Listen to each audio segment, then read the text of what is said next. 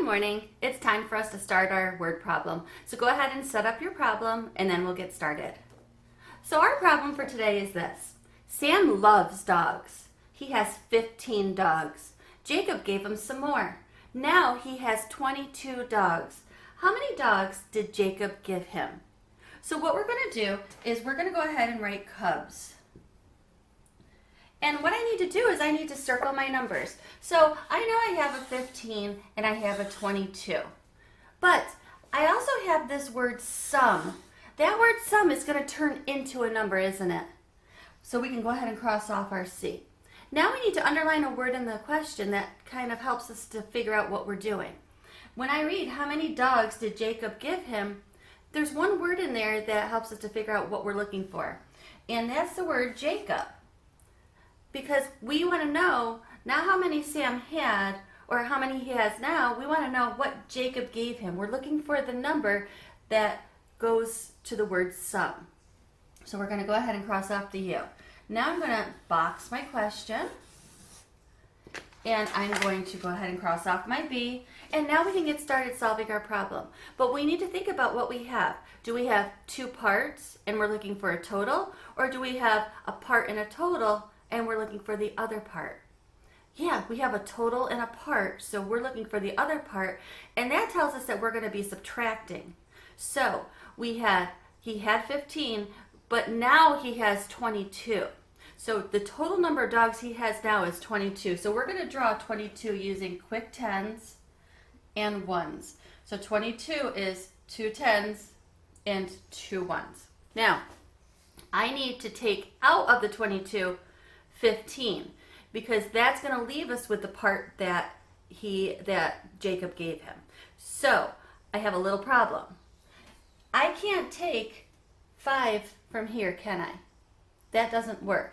So what I'm going to have to do is I'm going to have to trade in my quick 10 for 10 ones. So what I'm going to do is I'm going to take this, I'm going to erase that, and I'm going to make myself 10 ones. And I want you to do the same thing. Now let me see how many I have here. 1, 2, 3, 4, 5, 6, 7, 8, 9, 10. Do you see how I did that? Sometimes you lose track, especially me when I'm talking and trying to do this at the same time. So what you want to do is you want to recount and make sure you have it right. So now look at this. I still have 10, 20, because there's still 10 there, 21, 22. But now when I need to take 15 out, it's going to be a little easier. Watch what I mean. I know 15 is 10, 5. So I'm going to cross off 10, and then I'm going to cross off 5. 1, 2, 3, 4, 5. So I'm left with this right here. How many is that? 1, 2, 3, 4, 5, 6, 7. So I think that Jacob gave him 7 dogs. But we're going to prove it by figuring it out a few different ways here, aren't we? So let's do our number bond. So we know that Sam has, we're going to label this D for dogs, 22 dogs, right? We know that he had, I'm going to have H for had, 15 dogs. So we're looking for how many Jacob gave him. Now, we can do this one of two ways. We could punch 22 and count backwards 15, but I think that'd be a little difficult. So what I think we better do is punch 15 and count up to 22. Let's do it. 15, 16, 17, 18, 19, 20, 21, 22. Again, my answer is 7. So what I'm going to do is I'm going to put the 7 here and 7 here. And again, you'll notice I'm putting the 7 in the middle as I go along, not ahead of time, because I could make a mistake. So now we need to go ahead and write our number sentence, but what I'm going to do is I'm going to match it up to my picture. What did I draw first? I drew 2 quick 10s and 2 ones. So I drew 22, and then I took out 15, and that left us with our 7. Put a box around the 7, put the 7 here. And last, we need to make our statement. So our statement should be, Jacob gave Sam 7 dogs. So let's write that. Jacob gave Sam 7, I'm going to put a box around it. Dogs. Put it here and cross off the S. And there's your complete answer. Hold on for our next part of our video. What I thought we'd do for part 2 is go ahead and do some skip counting. We've gotten really good at counting by tens, but what about counting by fives? What about counting by twos? Let's take a look at our 120s chart. What I want you to notice is that there is highlighting done on every other column. So we have the 2s that are highlighted, the 4s, the 6s, the 8s, the 10s. Those are counting by 2s, but we're going to practice 10s first. Let's go ahead and do this with me. Ready? 10, 20, 30, 40, 50, 60, 70, 80, 90, 100, 110, 120. See how we went past 100? Now what I want us to do is I want us to count by fives. Now, it's really important that you understand that we're jumping from the column that has 5 to the tens column. So all you're doing is jumping back and forth between the two. So let's go ahead and do that. You ready? We have 5, 10, 15, 20, 25, 30, 35, 40, 45, 50, 55, 60, 65, 70, 75, 80, 85, 90, 95, 100. Let's challenge ourselves. 105, 110, 115, 120. You did it. See, it's not that bad. What you need to remember is you need to remember that the numbers end in either 5 or 0, and then you have to remember where you left off. So once you get going into 30, 35, 40, you have to remember that the next one's going to be 45 and so on. So now let's take a look at 2s. Now 2s should be fairly easy because it's every other number. So you're kind of skipping a number as you go along. So we're only going to do this up to the number 50. But let's see if we can go ahead and do it together. You ready?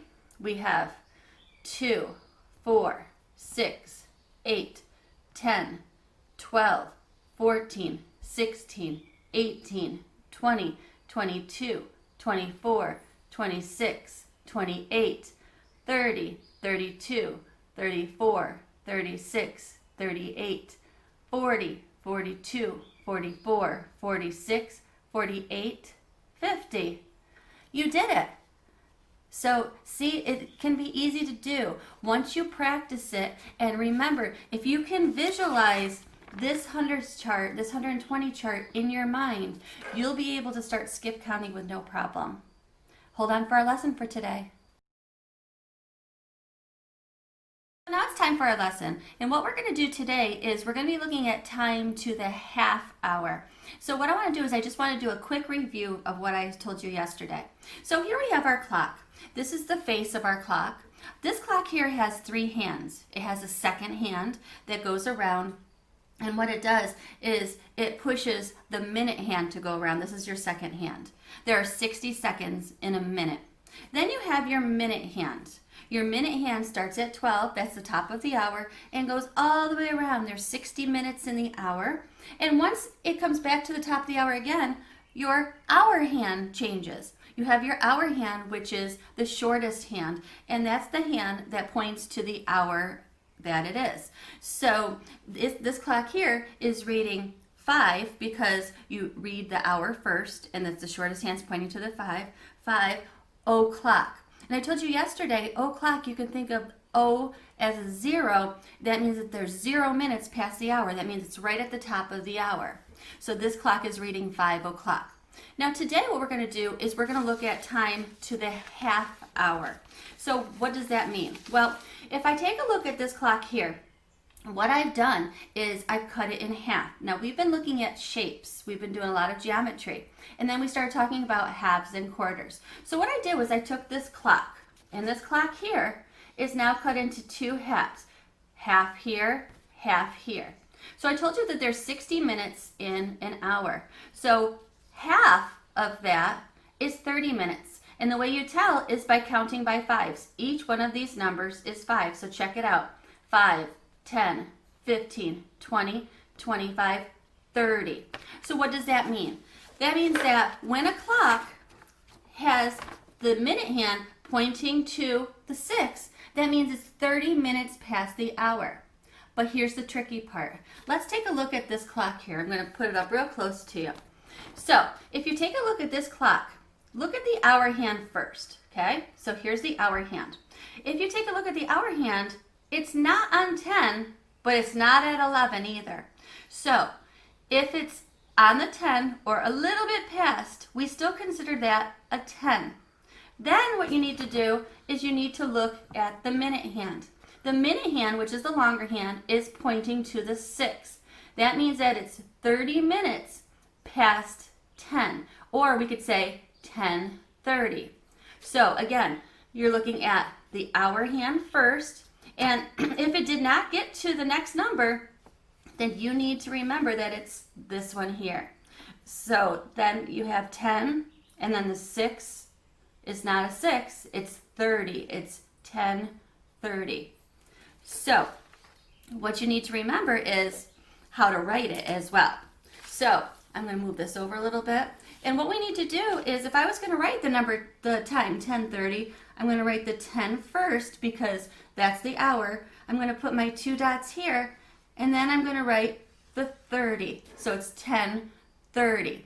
Now, you don't write 10:06 because that's not a time. You don't write 10:06. And you need to remember which hands are which. So the other way we can say 10:30, we could say half past 10. So that means that we are halfway to the next hour. So we could say half past 10 o'clock or half past whatever hour you're looking at. In your homework today, that's exactly what you're going to see. You're going to see some clocks, and they're going to be clocks that are reading to the 30. But they also ask you which clock says half past something. So let me show you what I mean. We're going to be on problem set number 12. Number 12 in your book. It skips a little bit, so that's okay. So it's problem set number 12, and it looks something like this. Okay? Now, you're given 2 clocks, and it says clock blank shows half past 11. So what it's asking you to do is to take a look at both of the clocks and decide which one is reading half past 11 or 11:30. So you have to, in your minds, remember if something says half past, that means 30. So they're asking for 11:30. So if we do this one together, I want to show you a little trick that helps me when I do this. So if I'm looking at the clock, so I'm going to look at the first clock here.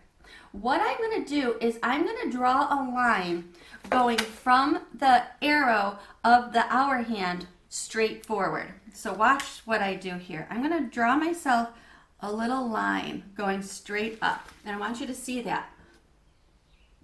Because what that's going to tell me is this. Did it get to the 12 yet? The answer is no. So what I'm going to do is I'm going to circle the number before that line. See how I circled the 11?